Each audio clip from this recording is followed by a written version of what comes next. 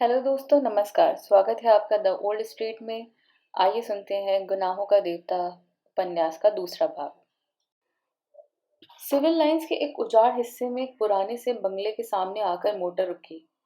बंगले का नाम था रोज लॉन, लेकिन सामने के कंपाउंड में जंगली घास उग रखी थी और गुलाब के फूलों के बजाय आहते में मुर्गी के पंख बिखरे पड़े थे।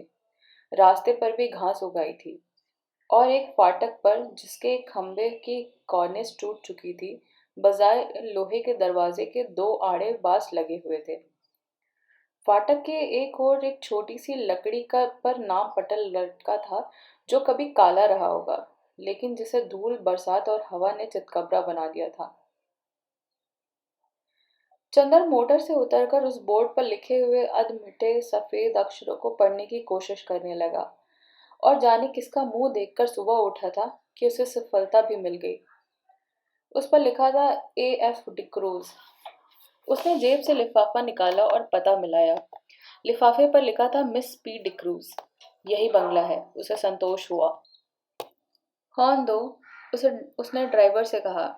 ड्राइवर ने हॉर्न दिया, लेकिन किसी का बाहर आना तो दूर, एक मुर्गा जो आहते में कुड़कुड़ा रहा था, उसने मुड़कर बड़े संदेह और त्रास से चंदर की ओर देखा और उसके बाद पंख फड़फड़ाते हुए, चीखते हुए जान बचाकर भागा।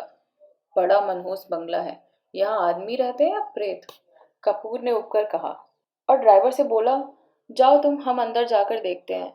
अच्छा हुजूर, सुधा बीबी से क्या कहेंगे? कह देना पहुंचा दिया। कार मुड़ी और कपूर बांस फांद कर अंदर घुसा। आगे का पोर्टिको खाली पड़ा हुआ था और नीचे की जमीन ऐसी थी जैसे कई साल से उस बंगले में कोई सवारी गाड़ी नहीं आई हो। वह बरामदे में गया। दरवाजे बंद थे और उन पर धूल जमी थी। एक जगह चौखट और दरवाजे के बीच में मकड़ी ने जाल बुन रखा था। यह बंगला खाली है क्या? कपूर ने सोचा। सुबह 8:30 बजते ही वहां ऐसा सन्नाटा छाया था कि दिल घबरा जाए। आसपास चारों ओर आधी फलांग तक कोई बंगला नहीं था। उसने सोचा, बंगले के पीछे की ओर शायद नौकर की झोपड़ी हो। वह दाएं बाजू से मुड़ा और खुशबू का एक तेज झोंका उसे चूमता हुआ निकल गया। ताज्जुब है, यह सन्नाटा, यह मनहूसी और इतनी खुशबू। कपूर ने कहा और आगे बढ़कर देखा तो बंगले के पिछवाड़े गुलाब का एक बहुत खूबसूरत बाग है। कच्ची राविशें और बड़े बड़े गुलाब, हर रंग के। वह सचमुच रोजलॉन था। वह बाग में पहुंचा। उधर से भी बंगले के दरवाजे बंद थे। उसने खटखटाया, लेकिन कोई जवाब नहीं मिला।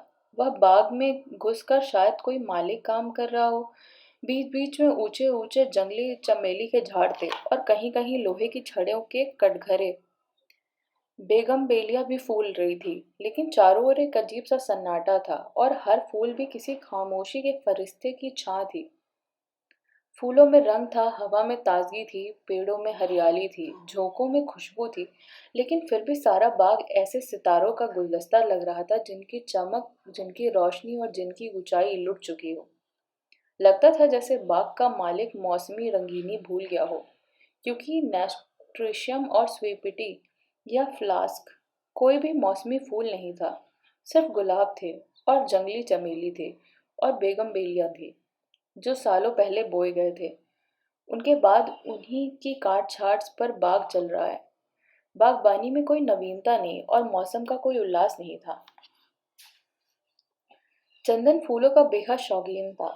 सुबह घूमने के लिए उसने दरिया के किनारे के बजाय अल्फ्रेड पार्क चुना था, क्योंकि पानी की लहरों के बजाय उसे फूलों के बाग के रंग और सौरभ की लहरों से बेहद प्यार था। और उसे दूसरा शौक था कि फूल के पौधों के पास से गुजरते हुए हर फूल को समझने की कोशिश करना। अपनी नाजुक टहनियों पर हंसते मुस्कुराते हुए ये फूल जैसे अपने रंगों की बोली में आदमी से जिंदगी का कौन सा राज कहना चाहते हैं। और ऐसा लगता है कि जैसे हर फूल के पास अपना व्यक्तिगत संदेश है, जिसे वह अपने दिल की पंखुड़ियों में आहिस्ते से सहेज कर रखे हुए है, कि कोई सुनने वाला तो मिले और वहां अपनी दास्तान कही जाए। पौधों की ऊपरी फुनगनी पे मुस्कुराता हुआ आसमान की तरफ मुंह किए हुए या गुलाब, जो रात भर सितारों की मुस्कुराहट चुपचाप पीता रहा, या अपने मोतियों पंखुड़ियों से होठों से जाने क्या खिलखिलाता ही रहा होगा। जाने से कौन सा रहस्य मिल गया है। और वह एक नीचे टहनी वाला आधा झुका हुआ गुलाब, झुकी हुई पलकों सी पंखुड़ियां और दोहरे मखमली तार सी उसकी डंडी। यह गुलाब जाने क्यों उदास है? और यह दुबली पतली लंबी सी नाजुक कली जो बड़े सावधानी से हरा आंचल लपेटे है और प्रथम ज्ञात यौवन की तरह लाज में जो सिमटी तो सिमटी ही चली जा रही है। लेकिन उसके यौवन की गुलाबी लपटें 7 हरे पर्दों में से झलक ही पड़ती हैं। और फारस के शहजादे जैसी शान सी खिला हुआ पीला गुलाब। उस पीले गुलाब के पास आकर चंदर रुक गया और झुककर देखने लगा। कार्तिक पूनों के चांद से झरने वाले अमृत को पीने के लिए व्याकुल किसी राजकुमार भावुक परी सी फैली हुई अंजलि के बराबर बड़ा सा वह फूल जैसे रोशनी बिखेर रहा था। बेगम बेलिया के कुंज से छनकर आने वाली तोता पंखी धूप ने उस पर धान पान की तरह खुशनुमा हरियाली बिखेर दी थी। चंदर ने सोचा उसे तोड़ ले, लेकिन हिम्मत नहीं पड़ी। वह झुककर उसे सूंघ ही ले। सूंघने के इरादे से उसने हाथ बढ़ाया ही था कि किसी ने पीछे से गरज कर कहा, here you are, I have caught you red handed today. तुम यहाँ हो, आज तुम्हें मौके पर पकड़ पाया हूँ। और उसके बाद किसी ने अपने दोनों हाथों में जकड़ लिया और उसकी गर्दन पर सवार हो गया। वह उछल पड़ा और अपने को छुड़ाने की कोशिश करने लगा। पहले तो वह कुछ समझ नहीं पाया। अजब रहस्यमयी बंगला है ये। एक अव्यक्त भय और एक सिहरन के साथ उसके हाथ पांव ढीले हो गए, लेकिन उसने हिम्मत करके अपना एक हाथ छुड़ा लिया और मुड़कर देखा तो एक बहुत कमजोर बीमार सा पीली आंखों वाला गोरा उसे पकड़े हुए था। चंदर के दूसरे हाथ में पकड़ने की कोशिश करता हुआ वह हाँफता हुआ अंग्रेजी में बोला, रोज रोज यहाँ से गुलाब गायब होते हैं। मैं कहता था कौन ले जाता है। वह हाँफता ही जा रहा था। आज मैंने पकड़ा तुम्हें, रोज चुपके से चले जाते थे।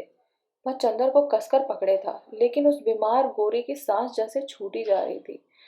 चंदर ने उसे पीछे ढकेल दिया और डांट कर बोला, क्या मतलब है तुम्हारा? पागल है क्या? खबरदार जो हाथ बढ़ाया, अभी ढेर कर दूंगा, गोरा सुअर। और उसने अपनी आस्तीनें चढ़ाई।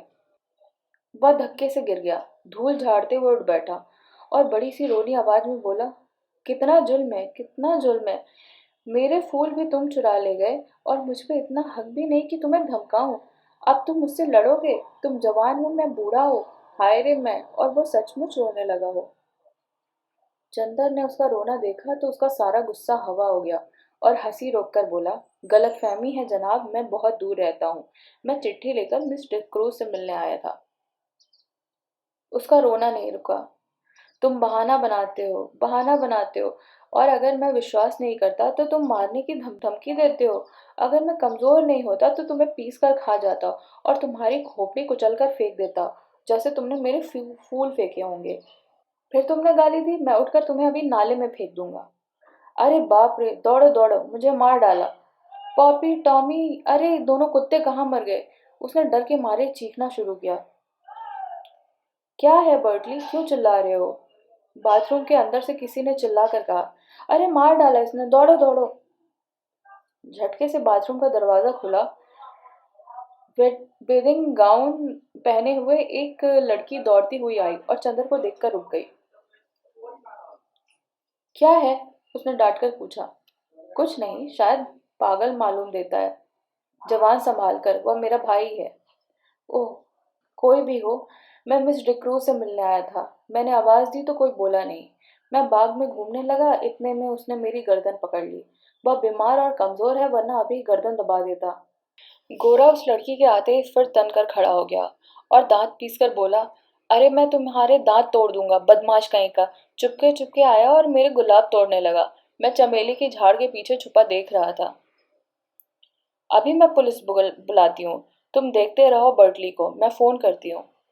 लड़की ने डांटते हुए कहा, अरे भाई, मैं मिस डिक्रूज से मिलने आया हूँ। मैं तुम्हें नहीं जानती, झूठा कहीं का। मैं मिस डिक्रूज हूँ। देखिए यह खत। लड़की ने खत खोला और पढ़ा और एकदम उसने आवाज बदल ली। छी बर्टली, एक दिन तुम पागल खाने जाओगे। आपको डॉक्टर शुक्ला ने भेजा है। तुम तो मुझे बदनाम करा डालोगे। उसकी शक्ल और भी रोनी हो गई। मैं नहीं जानता था। उसने और भी घबरा कर कहा। माफ कीजिएगा, लड़की ने बड़े मीठे मीठे स्वर में हिंदुस्तानी में कहा, मेरे भाई का दिमाग जरा ठीक नहीं रहता जब से इसकी पत्नी की मौत हो गई है। इसका मतलब ये है कि ये किसी भले आदमी की इज्जत उतार ले? चंदन ने बिगड़कर कहा। देखिए, बुरा मत मानिए, मैं इनकी ओर से माफी मांगती हूँ। आइए अंदर चलिए। उसने चंदर का हाथ पकड़ लिया। उसका हाथ बेहद ठंडा था। वह नहा कर आई थी। उसके हाथ से उस तुषार स्पर्श से चंदर सिहर उठा और उसने हाथ झटक कर कहा, अफसोस, आपका हाथ तो बर्फ है। लड़की चौंक गई। वह सदा स्नाता सहसा सचेत हो गई और बोली, अरे शैतान तुम्हें ले जाए बर्टली, तुम्हारे पीछे मैं बेदिंग गाउन में भाग आई। और बेदिंग गाउन के दोनों कॉलर पकड़कर उसने अपनी खुली गर्दनें ढकने का प्रयास किया और फिर अपनी पोशाक पर लज्जित होकर भागी। अभी तक गुस्से के मारे चंदन ने उस पर ध्यान ही नहीं दिया था, लेकिन उसने देखा वह 30 साल की दुबली पतली तरुणी है। लहराता हुआ बदन, गले तक कटे हुए बाल। एंग्लो इंडियन होने के बावजूद गोरी नहीं है। चाय चाय की तरह वह हल्की पतली भूरी और तुर्श है। भागते वक्त ऐसा लगता है जैसे वो छलकती हुई चाय हो। इतने में वह गोरा उठा और चंदर का कंधा छूकर बोला, माफ करना भाई, उससे मेरी शिकायत मत करना। असल में ये गुलाब मेरी मृत पत्नी की यादगार है। जब इनका पहला पेड़ आया था तो मैं इतना जवान था जितने तुम, और मेरी पत्नी उतनी ही अच्छी थी जितनी पम्मी। कौन पम्मी? या मेरी बहन प्रमिला डिसूजा? ओह, आपकी पत्नी कब मरी? माफ कीजिएगा, मुझे मालूम नहीं था। हाँ, मैं बड़ा अभागा हूँ। मेरा दिमाग कुछ खराब है। देखिए, कहकर उसने झुककर अपनी खोपड़ी चंदर के सामने कर दी और बहुत गिड़गिड़ा कर बोला, पता नहीं कौन मेरे फूल चुरा ले जाता है। अपनी पत्नी की मृत्यु के बाद 5 साल से मैं इन फूलों के भाग को संभाल रहा हूँ। हाय रे, मैं पम्मी बुला जाइए, पम्मी बुला रही है। पिछवाड़े के सहन का बीच का दरवाजा खुल गया था और पम्मी कपड़े पहनकर बाहर झांक रही थी। चंदर आगे बढ़ा और गोरा मुड़कर अपने गुलाब और चमेली की झाड़ में खो गया। चंदर गया और कमरे में पड़े हुए एक सोफे पर बैठ गया। पम्मी टॉयलेट कर चुकी थी और वह एक हल्की फ्रांसीसी खुशबू में महक रही थी। शैम्पू से धुले हुए रूखे बाल जो मचल पड़ रहे थे। खुशनुमा आसमानी रंग का एक पतला चिपका हुआ झीना ब्लाउज और ब्लाउज के ऊपर एक फ्लैनेल का फुल पैंट, जिसके दो ग्वेलिस कमर, छाती और कंधे से चिपके हुए थे। होठों पर एक हल्की सी लिपस्टिक की झलक मात्र थी और गले में बहुत हल्का पाउडर जो बहुत नजदीक से मालूम होता था। लंबे नाखूनों पर हल्की गुलाबी पेंट। वह आई निसंकोच भाव से सोफे पर कपूर के बगल में बैठ गई और बड़ी मुलायम आवाज में बोली, मुझे बहुत दुख है मिस्टर कपूर, आपको बड़ी तबालक उठानी पड़ी, चोट तो नहीं आई? नहीं नहीं, कोई बात नहीं। कपूर का सारा गुस्सा हवा हो गया। कोई भी लड़की निसंकोच भाव से इतनी अपनायत से सहानुभूति दिखाए और माफी मांगे तो उसके सामने कौन पानी पानी नहीं हो जाएगा। और फिर वह भी जब उसके होठों पर न केवल अच्छी बोली लगती हो वरन लिपस्टिक भी इतनी प्यारी हो। लेकिन चंदन की एक आदत थी, और चाहे कुछ न हो, कम से कम वह अच्छी तरह जानता था कि नारी जाति के व्यवहार करते समय कहाँ पर कितनी ढील देनी चाहिए और कितना कसना चाहिए। कब सहानुभूति से उन्हें झुकाया जा सकता है, कब अकड़ कर। इस वक्त वह जानता था कि लड़की से वह जितनी सहानुभूति चाहे ले सकता है, अपने अपमान के हर जाने के तौर पे।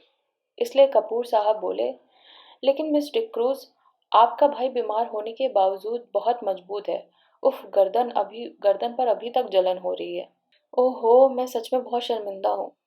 देखूं? और कॉलर हटाकर उसने गर्दन पर अपनी बर्फीली उंगलियां रख दी। लाइए, लोशन मल दूं मैं? धन्यवाद धन्यवाद, इतना कष्ट ना कीजिए, आपकी उंगलियां गंदी हो जाएंगी, कपूर ने बड़ी शालीनता से कहा। पम्मी के होठों पे एक हल्की सी मुस्कुराहट, आंखों में हल्की सी लाज और वक्ष में हल्का सा कंपन दौड़ गया। यह वाक्य कपूर ने चाहे शरारत में ही कहा हो, लेकिन कहा इतने शांत और संयत स्वरों में कि पम्मी कुछ प्रतिवाद भी नहीं कर सकी। और फिर 6 बरस से 60 बरस तक कौन सी ऐसी स्त्री है जो अपने रूप की प्रसन्नता पर बेहोश न हो जाए? अच्छा लाइए, वह स्पीच कहाँ है जो मुझे टाइप करनी है? उसने विषय बदलते हुए कहा। यह लीजिए, कपूर ने दे दी। यह तो मुश्किल से 3-4 घंटे का काम है। और पम्मी स्पीच को उलट पलट कर देखने लगी।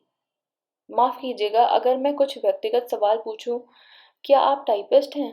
कपूर ने बड़ी शिष्टता से पूछा।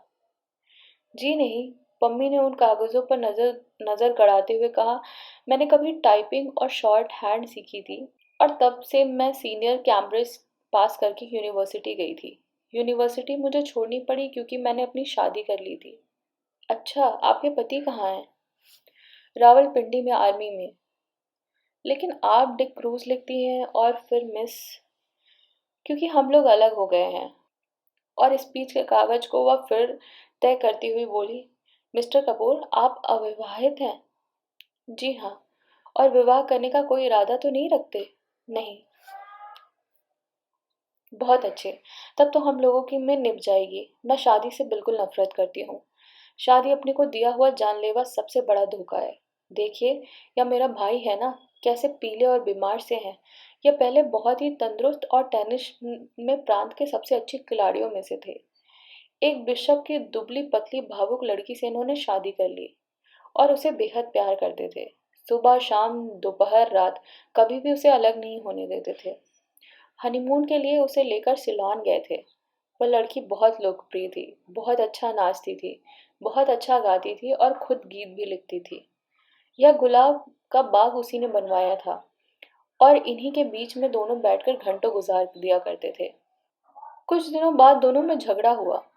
क्लब में बॉल डांस था और इन दिनों वह लड़की बहुत अच्छी लग रही थी, बहुत अच्छी। डांस के वक्त इनका ध्यान डांस की तरफ कम था, अपनी पत्नी की तरफ ज्यादा। इन्होंने आवेश में उसकी उंगलियां जोर से दबा दी। वह चीख पड़ी और इन लोगों को देखकर सब लोग हंस पड़े। वह घर आई और बहुत बिगड़ी। आप नाच रहे थे या टेनिस का मैच खेल रहे थे? मेरा हाथ था या टेनिस का रैकेट? इस बात पर बर्टली भी बिगड़ गया और उस दिन से जो इन लोगों में खटकी तो फिर कभी नहीं बनी। धीरे धीरे वह लड़की एक सार्जेंट के से प्यार करने लगी। बर्टी को इतना सदमा हुआ कि वह बीमार पड़ गया, लेकिन बर्टली ने तलाक नहीं दिया। उस लड़की से कुछ कहा भी नहीं और उस लड़की ने सार्जेंट से प्यार जारी रखा। लेकिन बीमारी में बर्टली की बहुत सेवा भी की। बर्टली अच्छा हो गया। उसके बाद उसको एक बच्ची हुई और उसी में वह मर गई। हालांकि हम लोग सब जानते थे कि वह बच्ची उस सार्जेंट की थी, लेकिन बर्टली को यकीन नहीं होता कि वह सार्जेंट से प्यार करती थी। वह कहता था, या दूसरे को प्यार करती होगी तो मेरी इतनी सेवा कैसे कर सकती थी। उस बच्ची का नाम बर्टली ने रोज रखा और उसे लेकर दिन भर उन्हीं गुलाब के पेड़ों के बीच बैठा रहता था, जैसे अपनी पत्नी को लेकर बैठता था। 2 साल बाद बच्ची को सांप ने काट लिया। वह मर गई और तब से बर्टली का दिमाग ठीक नहीं रहता। खैर जाने दीजिए, आइए अपना काम शुरू करें। चलिए अंदर स्टडी रूम में चलें। आगे की कहानी में मिलते हैं कहानी के अगले भाग में। तब तक के लिए इस चैनल को सब्सक्राइब करें। कहानी को आगे सुनने के लिए चैनल से जुड़े रहें, वीडियो को लाइक करें और कहानी अच्छी लग रही हो तो मुझे कमेंट सेक्शन में ज़रूर बताएं। चलिए मिलते हैं इसके अगले भाग में बहुत ही जल्द।